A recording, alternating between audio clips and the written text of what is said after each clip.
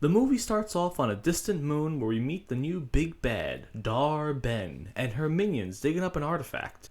And I'm instantly confused by the amount of white and black people on the screen. Aren't the Kree blue?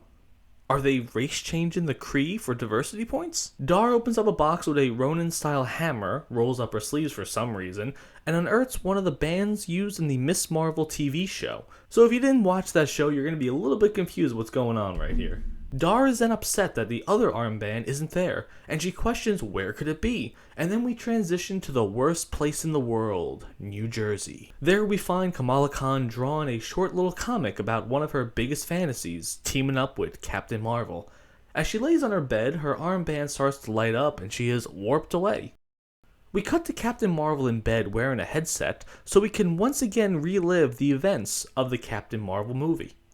Now, I kinda get where Marvel is coming from on this one, and one of the big complaints of the MCU is the amount of homework that has to be done for new fans. I get summing up the Disney Plus shows, but not the billion-dollar movie that came out after Infinity War, so it's not like it's showing her memories that she lost. She then gets a call from Nick Fury, who was hovering in the space station above the Earth. What the fuck is going on here? Wasn't the last thing we saw of this guy trying to find the Skrulls a home? Also, when does this movie take place? There's an after-credits scene from Far From Home where we see Fury relaxing in a space station. Is this the same space station? No. No, it's not the same one. On that base, it was filled with Skrulls. Also, why are these two so chummy now? Wasn't Carol gone for like 40 years or something, and only returned after Thanos showed up and not for the bevy of other MCU problems? Even weirder, Fury is happy to hear that Goose is there. You know, the cat that blinded him. He's calling about some kind of jump point issue? That's not a Captain Marvel problem. That's not a world-ending problem like she told him, only call me for things like that. That's like a, hey, I'm gonna be home a little later, would you mind moving my garbage cans for me? Maybe that's just the writers not paying attention to the other Marvel movies. Maybe they didn't even see the other Marvel movies before writing this. The conversation gets awkward when Fury brings up Monica. Apparently, Carol and Monica haven't spoken to each other in years. Not since Monica was a little girl. This is apparently a big plot point. Now we jump over to Monica in a space station using her powers. Jump points are apparently something we can do on command now. Why and how? I thought that was a Guardians of the Galaxy 2 thing. And they also use the same jump points in Endgame as well. Did Rocket give a seminar on how this stuff works? Didn't he leave after Endgame too with the ship? So any chance they had to observe this ship had to have been done within the 5 years in Endgame, right? So before that, in the 5 years he was on Earth, he helped them change their entire view on space travel and drastically change humanity forever, and we never speak of this? Are there space exploration missions to the dark recesses of space? Wouldn't that have been a better MCU movie than anything they churned out over the past 3 years? Are there statues of Rocket in every science lab in the world? Did all these scientists fall to their knees when he allowed them to go onto his ship? Carol lands on the moon and starts investigating. At the same time, Monica is moving towards the jump point. Why? Why is she doing that? Why would touching a space portal be something that anyone would do? And then Carol starts reaching out into space to touch nothing. This is where the movie falls apart. At the 9-minute mark. Our three heroes all change places. Carol ends up in Kamala's closet, and I don't know which is worse. Kamala ends up in Monica's spacesuit and flies at the space station. And Monica hits the moon without a suit on. She's dead. Wait, can Monica breathe in space? Monica can now breathe and survive in the vacuum of space without a spacesuit. But a few minutes ago, she was wearing a spacesuit. Is there an atmosphere on this moon, this barren wasteland with no trees or anything like that? So then Kamala comes face to face with Nick Fury and fangirls all over the screen. Is Fury a known person today? A government spy who is running a ton of secret ops and surveilling some of the biggest threats in the known universe? Why does Kamala know about this? Is this explained in the lowest watched MCU show on Disney Plus, Miss Marvel? I'm going to take a second here just to explain something. The three women are linked together by some sort of energy that has to do with their powers. When they use their powers, they swap places. I think it's fair to say the writers have no idea how to explain this, and it isn't done consistently throughout the entire movie. So I want to just start off by saying that, because then I don't have to continuously go over all the times they screw this up. Okay, now we're all on the same page. Carol walks down the stairs, greets Kamala's family, and then is switched with Monica and ends up on the moon in a mid-fight scene with Dar's people. Monica is then on the base talking to Fury about Kamala, but he's more concerned about how she's doing. And Kamala is busy fangirling out with her family when she realizes that Captain Marvel was in her bedroom. In that moment, Kamala Khan became a woman.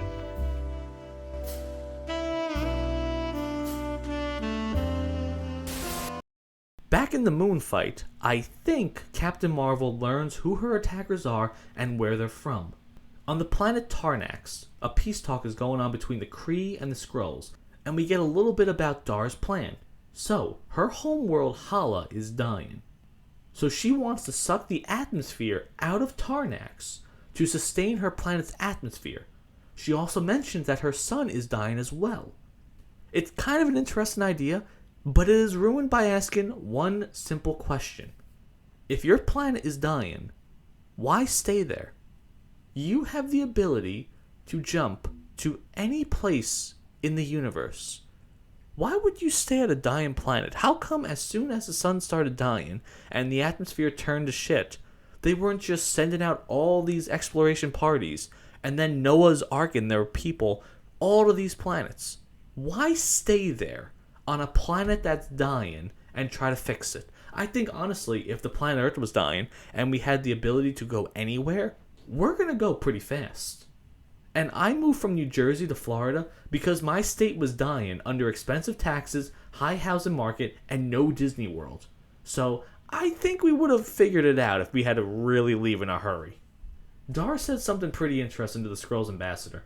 She offered them peace and to assume their rightful place in the Kree Empire. So clearly she's not a murderous psychopath at all.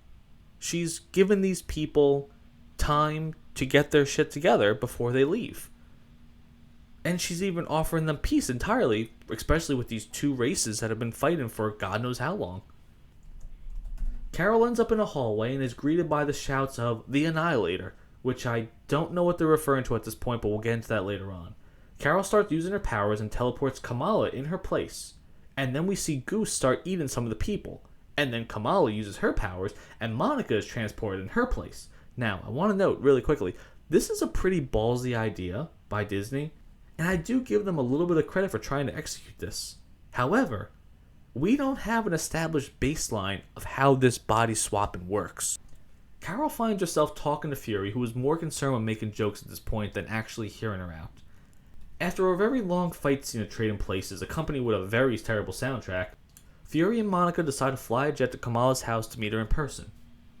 Kamala fangirls all over the floor when she learns that Shield or Sword or Saber, whatever the branch is, has been watching her this whole time. And then there's a scene where Monica just keeps info dumping as Fury's petting Goose. You know, the cat that blinded him. Kamala tries to show off her powers for Monica, and then she switches bodies with Carol. And then there's a very awkward greeting between Carol and Monica. Carol realizes that Kamala might be in danger, so she tries to fly off, but accidentally switches bodies with her. I'd like to pause here for a second to remember the career of Samuel L. Jackson. Samuel L. was a man who was a part of about 200 different projects in his career. A man who was nominated for 1 Oscar and another 95 awards, winning 48 of them. It's rare to find a role that he did not absolutely nail to perfection, and his career has always been done with care and respect. Until now. Marvel has decided to take the character of Nick Fury and turn him into nothing more than the comic relief of the movie. And even in his solo starring role in Secret Invasion, they turned him into nothing more than a spineless wimp who needed everyone's help. In an embarrassing interview with Variety, Jackson goes on to say the following about Brie Larson's haters. They're incel dudes who hate strong women for the fact that she is a feminist, who has opinions and expresses them. Imagine Samuel L. Jackson saying the word incel for a second. I mean, the man is cinema. He knows the difference between a strong written character and a pathetic excuse for a Mary Sue. The man was in movies like Kill Bill, Star Wars, The Incredibles, SWAT, Unthinkable, Deep Blue Sea, Django, and many more with female characters that the fans like. This seems more like the Disney/Hollywood humiliation tour where you have to champion for such things in order to keep the paychecks and the roles coming in. It's actually kind of depressing to see how far these people have fallen. But where were we? Oh, yes, Kamala fallen to her death. Upon realizing this, Fury tells Monica that she has to fly up there, an ability that Monica hasn't technically done yet, and Fury gives her a pep talk by flexing and saying, "Black girl magic." Cinema. But somehow, this works. Monica can now fly now with perfect precision. Kamala keeps free falling and Monica eventually catches up to her, but she can't fly and use her powers at the same time. So Kamala decides to make an energy ball, and they thankfully switch with Carol right before they hit the ground. And Fury says, it's cool, it's Carol. Monica and Kamala are transported to the feet of Dar, who is kind of confused at who these women are.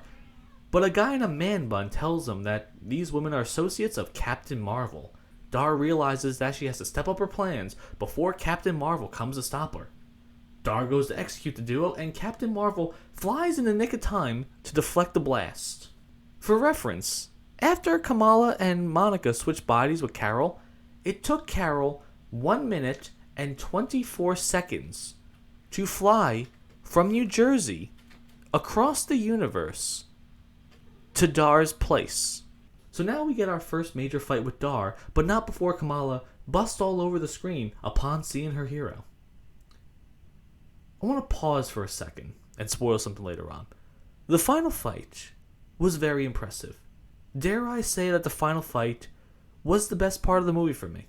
The first fight ends with Dar fleeing. I don't know why she would do that. Sure, her 2 minions were knocked out, but Dar was able to block Captain Marvel's energy blast, and she can see how uncoordinated these 3 women were.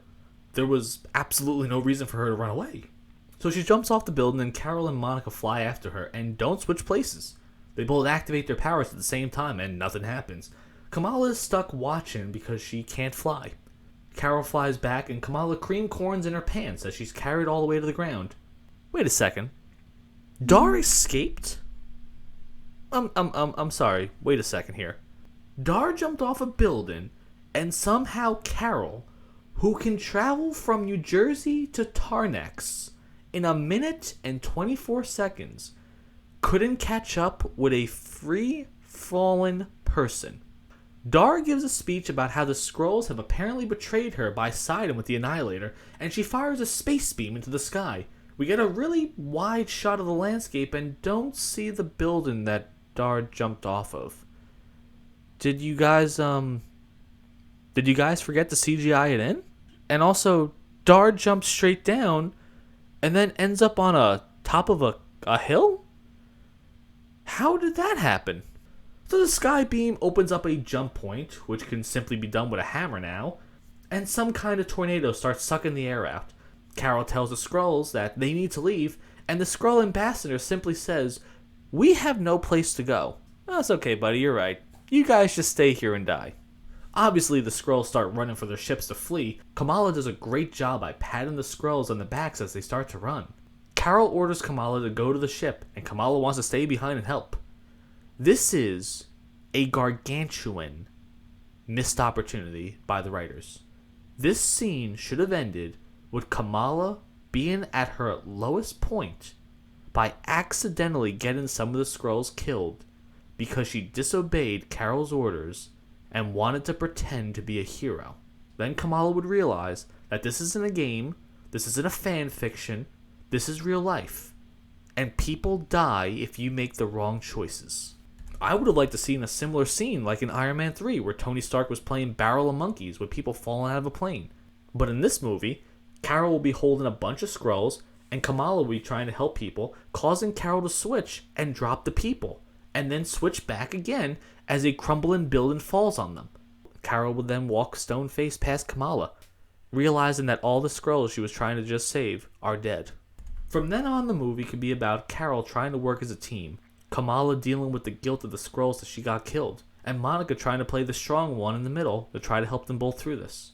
From then on, the movie would be about Carol trying to work as a team, Kamala dealing with the guilt of all the Skrulls she got killed, and Monica trying to be the middleman, trying to calm things down. As the world is crumbling around them, Kamala wants to keep saving people, but Carol responds with, "We have to save the ones we can." With Kamala giving her a look, this was another massive missed opportunity by the writers, and a more competent studio would have taken advantage of this. Imagine if you're Kamala for a second, and you spent years idolizing Captain Marvel, and then you finally come face to face with your hero, and she chooses to run away instead of saving more people. Also, if you're Captain Marvel, you can't be killed by anything. Let's talk about this realistically. What threat has she realistically faced in the entire MCU? Thanos punched her with the Power Stone, it did nothing to her. And before that, Carol ran face first into one of his ships and did nothing. And in the movie Captain Marvel, she was killing all these ships by running face first into them. There is absolutely nothing that can kill this woman. So her staying behind to save more people would have made the most sense. This scene should have been about Kamala resenting Captain Marvel, realizing that maybe she's not the hero she's always dreamt of her in her mind, that Captain Marvel is a very flawed individual and maybe not worthy of her praise and undying love. This could have led to many tough discussions between the two, with again, Monica doing her part to be the middleman to get these two on the same side. But instead, we got none of that. The next scene is on Carol's ship with the remaining Skrulls, and I don't know what to make of this. The Skrull ambassador is mad at Carol because she interfered with the peace treaty, and Carol responds by telling him that it was all a lie. I don't think so. Even though Dar's plan was to strip the planet of its atmosphere, she still talked to the Skrulls. She explained that they would have time to leave, and they would be welcome in the Kree Empire. This wasn't like Ronan going to Xandar just to blow it up. She came there, talked to the High Council, gave them time to evacuate the Skrulls, and then only opened up a jump point after Captain Marvel showed up. Carol explains that she phoned a friend to find a place for the Skrulls, and then a Bifrost opens up and Valkyrie appears. Hold on a second. Wait. Stop everything for 1 second. Let's discuss what just happened. If I remember correctly, and please correct me if I'm wrong, I think Odin had the ability to open up a Bifrost. Heimdall had the ability to open up a Bifrost. Thor's new hammer from Love and Thunder had the ability to open up a Bifrost. So those are the only three people, and only one of them is alive. So, did Thor open up the Bifrost for Valkyrie to go through? Is Thor actively choosing to not save these worlds and instead decide to hang out with his adopted daughter and make pancakes? As the Skrulls start to leave, we are shown Hala. The jump point is opened up and the atmosphere starts draining into the planet. The citizens are all wearing breath masks and Dar tells them to take them off and breathe. Clearly her plan is working. And then we're shown a flashback from Dar about 30 years ago during the events of Captain Marvel, or so I thought they were. We get very little glimpses of Carol destroying the Supreme Intelligence, and apparently that's what brought Hala to the point of destruction. How? How is destroying an AI in a building capable of destroying an entire planet? And is that how Dar got her powers? Where did she get Ronan's hammer? Why are they still here if they have jump points? All these questions and more will not be answered. All these questions are interrupted as we return back to the ship where Carol and Monica are finally talking again. Monica explains that she's still butthurt that Carol didn't return to her after all these years. Because people needed her, And Monica responds with, "We needed you," implying that saving all these worlds and hundreds, if not thousands of people was less important than keeping a promise to a little girl and watching her old friend die. Monica is now the new Amber from the TV show Invincible, putting their own feelings above duty and saving others. No one is safe from the bad writing of Disney today. And it only gets worse. Kamala walks in and we see her and Carol exchange an awkward pause, and Carol apologizes for how she spoke to Kamala before. And Kamala goes back to fangirling all over the scene. Kamala gets excited again when she learns that she's part of a team, and she clearly forgot about all the Skrulls that just died a few minutes ago. Kamala explains how Dar is making the jump points because she has the same matched armband. Carol immediately is blown away by the quantum band and then explains to the audience what it is, because clearly they didn't watch Miss Marvel, the lowest watched show on Disney+. Even Monica questions the odds of how Dar and Kamala came in possession of these bands. But Kamala just says some line about fate and that answers it. On to the next scene. Carol goes on about how the armbands are some kind of technology, they open up wormholes, and honestly, I don't care. Because Rocket's ship has the exact same technology as these armbands. So is it possible, in the vastness of space, that someone found this technology and just made it smaller?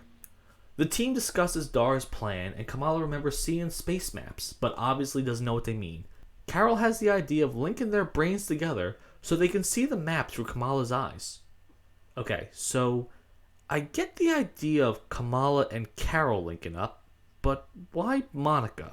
Monica doesn't know every star in the sky. She doesn't know what the vastness of space is like. She's never been off-world. But they needed her for one crucial part. She points out how Dar can absorb energy and reflect it. Yeah, Monica, we know that. We saw it. We were there. Marvel, why are you spoon-feeding your audience things? Do you think they didn't realize the close-up shot of Dar looking at her glowing armband after Captain Marvel shot it and, she didn't die? We are then shown the map, and Carol instantly knows where it is. And then we see a quick montage of Carol and Monica's mother talking about her dying. And then, of course, we see some of the events of WandaVision. Because, in case you didn't watch that show either. Monica freaks out and takes off her headset, and Kamala asks about Monica's mom. Kamala, why are you asking about this? We just saw what happens to her mom. And then Kamala follows up with this line. She seemed pretty cool. The next scene is a science dump of words from Monica, and we get an anti-fracking line. So, Quantumania gave us the benefits of socialism, and the Marvels is going to tell us about the horrors of fracking. Disney, we're all rooting for you guys to lose. They continue to discuss Dar's plan and why it doesn't make any sense. Kamala wonders why they use a jump point to destroy the planet instead of an army or a bomb. Well, dumb child. What do you think takes longer to do? Train and outfit an army, supply them with weapons and provisions, and have them take a planet by force? Or simply open up a wormhole and let gravity do the rest? They figured out that water is Dar's next target, and Carol knows a planet covered by 99.63% of water. Explain to me how a society has survived, colonized, and built up its technology while being completely surrounded by water. Carol is acting weird about the planet and is hesitant to talk about it. Kamala then takes a space call with her family. For some reason, they are on the spaceship with Nick Fury. Why? Why take them? Why take these 3 civilians to a secret space station in the sky? The phone call ends with the Khan family teary-eyed as saying goodbye to their daughter, and then Fury decides to suck off Captain Marvel by saying nobody cares more than Captain Marvel, and nobody gets more grief than her. Samuel L., blink twice if you're in danger, please. Also, that scene ends with Goose licking her crotch. The next scene is Kamala going over code names with Monica and her rejecting every one of them. Remember how in Thor Love and Thunder, Jane Foster spent most of the movie talking about one-liners and names with Thor, and the audience was so happy when she died of cancer in the end? I'm starting to get a similar vibe watching Kamala. We then get a montage of the team learning how to activate their powers and switch on command.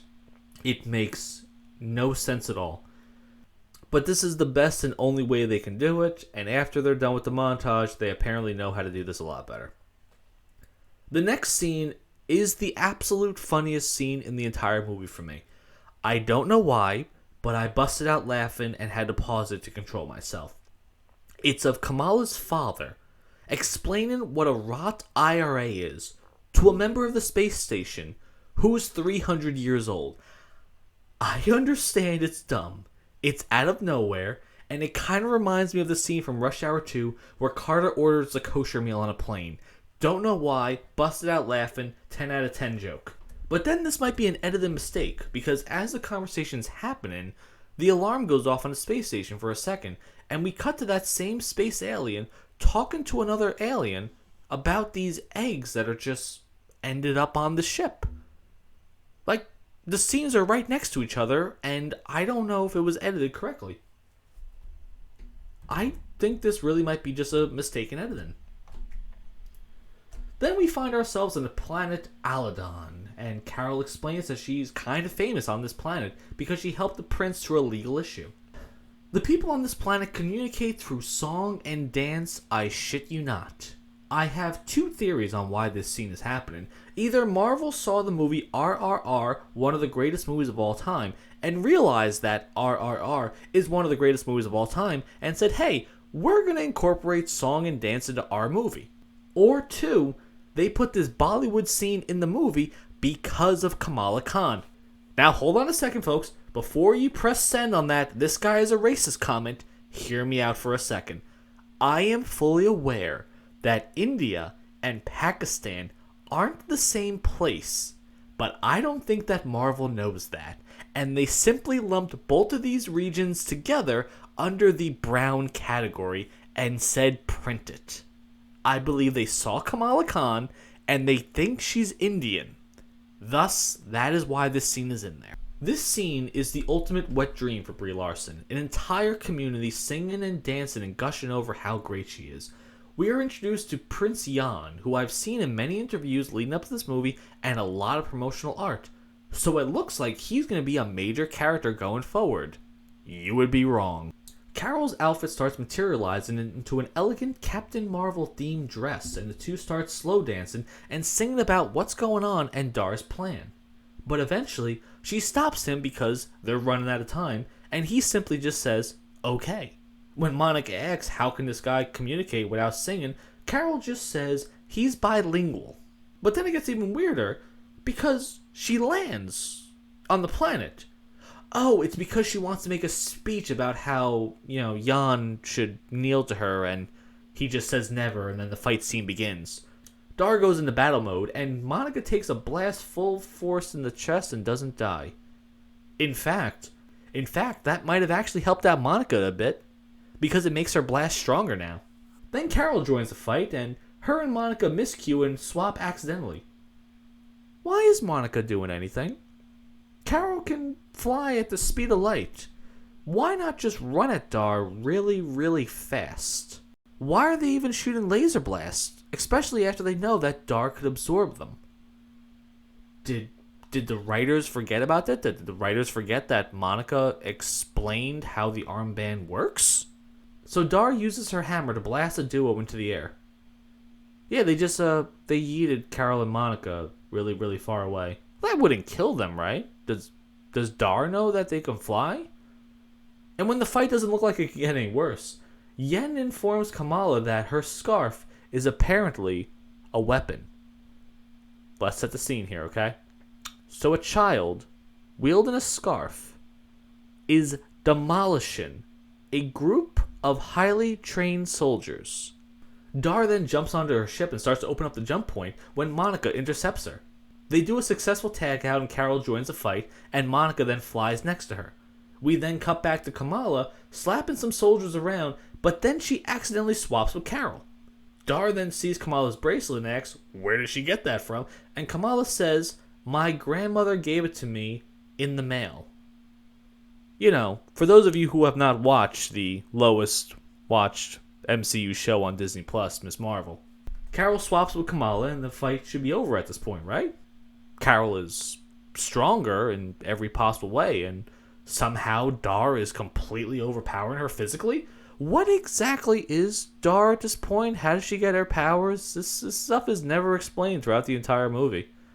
Not even in her little flashback. We never really get to see. It's not like, hey, an explosion happened and boom, I'm the Incredible Hulk or something like that. Nope, she's just built differently. Dar eventually blasts Carol into a building and now has zero opposition. She opens up a jump point and we cut back to Fury talking about the eggs. At this point, Nick Fury is just a joke cutaway. And then we cut back to the planet of Halal being covered in water by the jump point. Monica and Kamala board a ship. Monica clearly has no idea how to fly it, so they immediately fly. Monica clearly has no idea how to fly the ship, so they're just comically exchanging some banter the entire time. Then Carol flies up and Kamala says, "Oh, Captain, my Captain." You know, I think Kamala's gay, by the way. Carol then stops a ship mid-flight and throws it at another ship with zero effort. How is Dar an issue when you can literally just pick a ship out of the sky and toss it at another ship? Can they just fight this battle by just hurling ships at Dar or something like that? Have they decided to maybe just push her ship really hard and she falls off? Dar can't fly or anything like that. Have you thought about maybe just, pushing her ship over and she just drowns in the ocean or something like that? Then Carol flies into the ship and takes over the controls. Monica tries to open up a jump point so they can escape, but Carol would rather outmaneuver 20 ships than admit defeat. Why did she jump into the ship again? Why not just keep, blasting and yeeting the ships at each other? In the movie Captain Marvel, she was flying face first in the ships with zero issues at all. There is absolutely no reason why Carol should be flying a ship. Here is the moment where all stories have the hero down on their luck, defeated, but still trying to overcome the odds. And it's done horribly, of course. Carol is dead set on not running, but is obsessed with flying the ship still. So you have Kamala, who can literally make force fields, but does nothing but sit in her seat. Why not have Kamala, try to do something to help the situation out? Or maybe like the character North in Red vs. Blue, just make a giant shield to protect the ship from the oncoming missile fire. Kamala decides to disregard Carol's orders and opens up a jump point and saves them from the missiles that are right behind them. A fight then ensues about how each one of them thinks that they're right. Brie Larson gives one of the worst acting performances of the 20th century in the scene. She goes on to explain how everything is her fault, that she destroyed the AI in the Captain Marvel movie, and that is the cause of all of this, and that is why she's dubbed the Annihilator. I don't remember any of this, so I'm going to go through Captain Marvel really quick to see if this scene's actually in the movie. It's not in the movie. So I guess at a different point in time, she destroyed this AI and somehow made things worse, because after she left, a civil war ensued that essentially killed the planet. How did the civil war kill the sun? Wouldn't the sun just naturally die off in like 80,000 years or something like that? But then after a few moments of self-fellatio, the team is back to loving each other again and everything's all cool. Monica questions where Dar is going next, but don't worry, Carol knows. Apparently Dar is targeting the places that Carol calls home, for revenge on Carol. So this isn't just about saving the planet, Dar is after revenge. So Earth is the next target, correct? Let's discuss why that's a really bad place to attack right now. I'm guessing this movie takes place right after the TV show Ms. Marvel. So if you look at what characters we have at that time, the odds are severely stacked against Dar. I believe that's one of the biggest problems with the MCU right now, is that they have all these Earth-ending problems and all these heroes not intervening at all. Do you think that the Eternals, Moon Knight, the Sorcerers, American Chavez, Wakanda, Namor, Spider-Man, Thor, Ant-Man would just stand by and do nothing? Oh, what's that you say? They have no idea of getting there? Oh, why not just open up a jump point? That's a readily available technology, isn't it? Why not just use a sling ring? Would Kanju do anything? Would he just sit there and do nothing? Where is the Hulk? Where is S.H.I.E.L.D., Sword, and Sabre? Aren't there like a million Skrulls on the planet now, and don't any of them have any ships?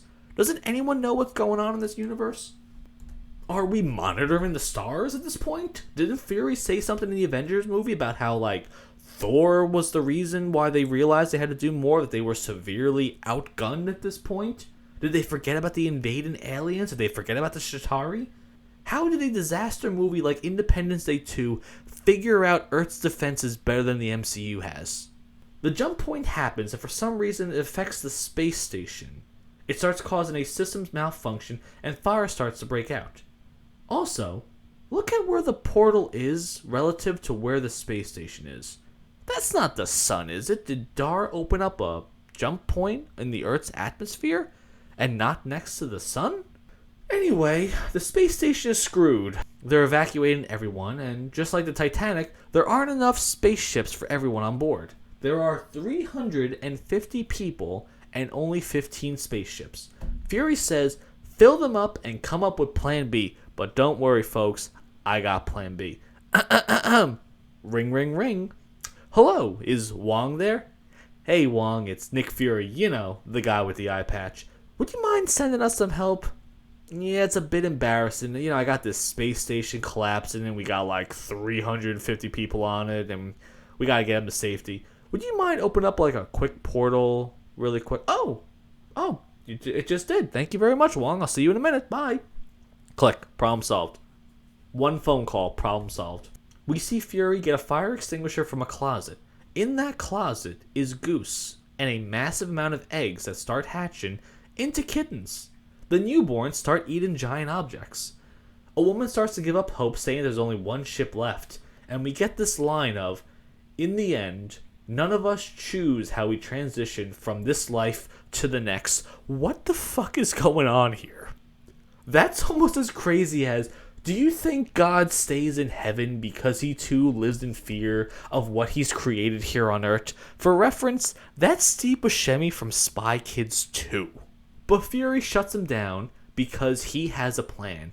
The trio boards the space station for some unknown reason. Hang on a second.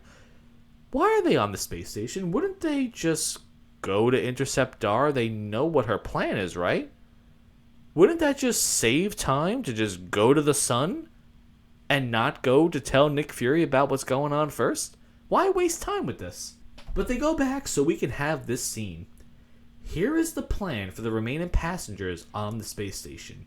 Goose and her newborn kittens are going to swallow all the people, and they go on to the remaining transport ship because it's easier to hold all these cats than the entire crew, and then have the cats throw up the people when they land.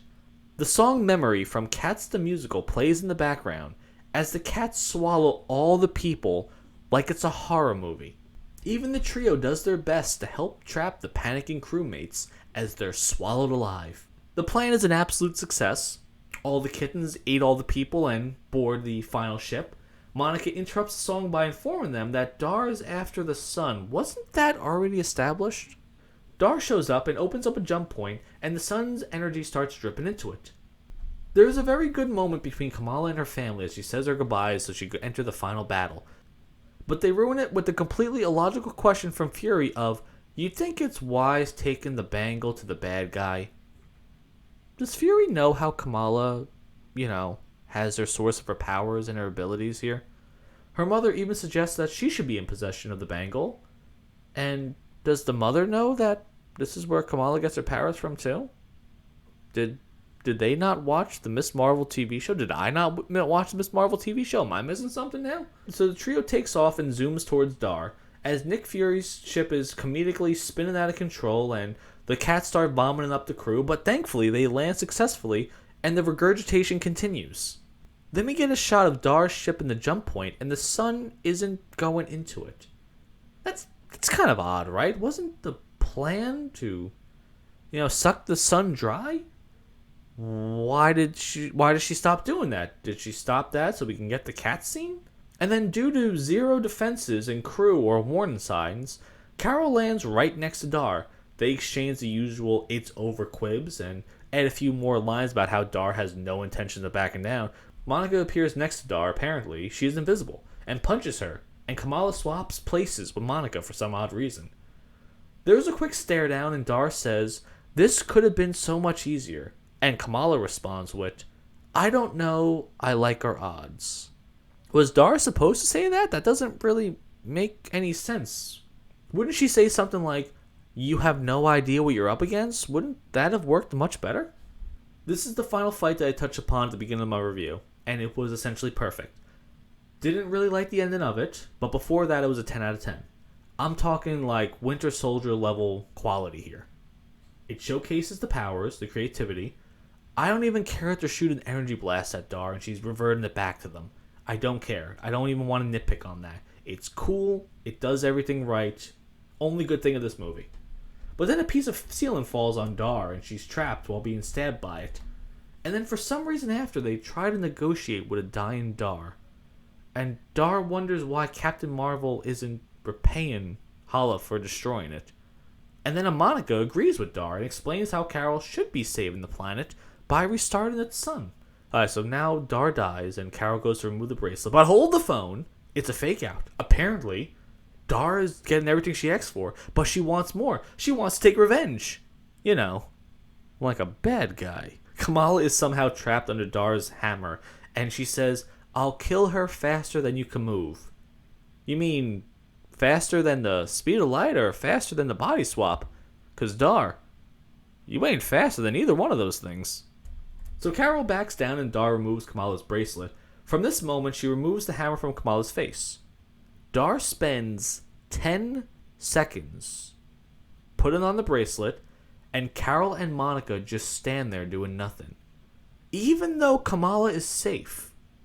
This is just like an episode of Dragon Ball Z. They allowed Dar to power up to her final form. Thankfully, just like Raiders of the Lost Ark, when Dar puts on both bracelets, it kills her. So, if both bracelets would have been on the moon, Dar would have put them on and died. The problem is she dies close to the jump point, and this is where things get a little bit confusing, okay? Monica takes one look at the rift in space and instantly knows what it is. She knows that this hole is from a different reality. So let's unpack that for a second. Monica knows everything about everything. She looks at the jump point that looks just like the others we've seen throughout the MCU, and instantly knows that this one is different and showing us a different reality. I'm going to give Nia a break here. Apparently, and it's very hard to confirm what's real and what's not on the internet, Nia wasn't on set for a lot of the reshoots, and this ending was a reshoot. I read that the whole after credits scene was a reshoot as well, and they tacked it on to bring more people to the theater. Monica's plan is to get shot with enough energy that she can close the rift, but only from the other side. Why from the other side, Monica? Do you know how doors work? You don't have to be on the other side to close a door. You can just, close it from your side. And with all the scientific vomit words she's been saying throughout this entire movie, she doesn't at all explain why she can't simply close the door from this side. Carol asks, "What about us switching bodies?" But then Kamala tells her that their powers aren't entangled anymore, so it's okay. Excuse me, why did that happen? How did Kamala even know about this? And after hearing about this, Carol just responds with, "Oh, that's good. You know this bitch won an Oscar at one point?" They start blasting Monica with energy, and she becomes Monica the White and jumps into the rift. Folks, what do you think happens at this point? Seriously, think about it. She's on the other side of the rift trying to close it, so she's clearly going to be stuck there, right? Upon realizing this, Carol flies over, not at the speed of light, and just barely misses Monica as the rift closes forever. What was Carol's plan here? To go to the other side of the portal and grab Monica and bring her back on this side? But you can't close the rift that way, right? I thought you have to be on the other side. So she would go to the other side, it would close, and now both of them would be stuck, right? So the spaceship returns to Earth, and a very somber Kamala emerges. She hugs her family and walks up to Fury and informs him that we lost Monica. And Carol is off to fulfill a promise. Let's unpack these lines, shall we? Monica is stuck on the other side of the multiversal rift. Here's how you solve that problem. Ring, ring, ring. Hello, Wong. Yeah, it's Nick Fury again, guy with the eye patch. Hey, is Americano Chavez there? Oh, that's good. Listen, man.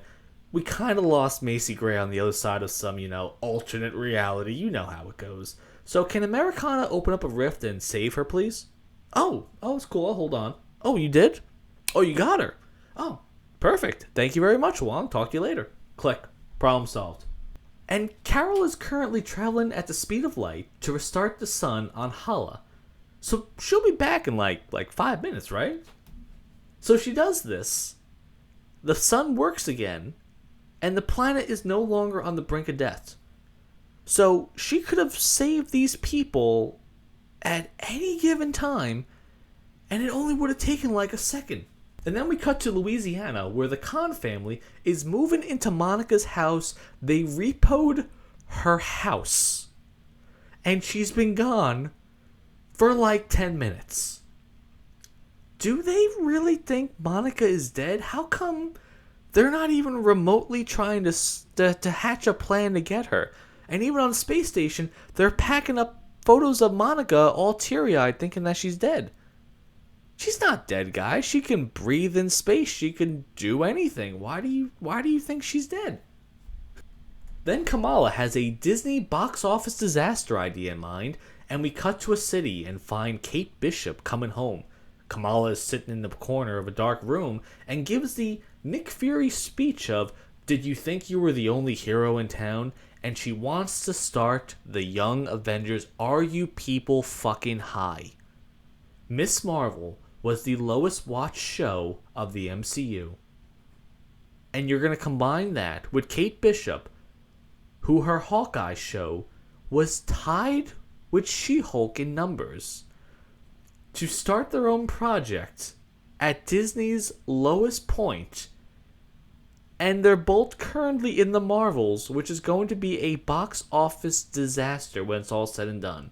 And it's also been reported that Marvel wants to bring back the original 6 Avengers because they're tired of all these box office flops. If I'm Bob Iger, I am firing Kevin Feige. The man has been riding the coattails of Stan Lee until he dies and has crashed every single project he's worked on thus far. Monica awakens in a hospital and comes face to face with her mother and Beast from the X-Men movies? Beast goes on to explain that Monica is from a different reality, which is impossible. And then we cut to Monica saying the one word that describes this entire movie. Shit. Folks, the MCU is dead. There is nothing that this current regime could do to fix the problem because they're all the problem. Every single person who is involved in this movie should not be given a second chance. Thankfully, there is only one Marvel movie coming out in 2024, and that's Deadpool 3. I said in a previous video that Marvel should be thanking the writers and actors strike right now, because that's given them enough time to retool a lot of their projects and cancel those that are going to be flops. The only thing to look forward to is Secret Wars, which is rumored to be starring Tobey Maguire and Hugh Jackman. But based on Disney's trends of making all of our heroes look like pathetic shells of their former selves, I ain't jumping for joy on this one. I don't want to end this review on a sour note, though, because I believe the tide is turning, and I believe it's going to turn very soon. We have successfully crippled company after company and publication after publication by simply saying no. I'm not going to consume your product. I'm going to stay home and watch your company die before my eyes. And you know what? We are the consumers, and it's about damn time that the companies realize that. Thanks for watching, everyone. I'm World War Joe, and I hope you enjoyed my video.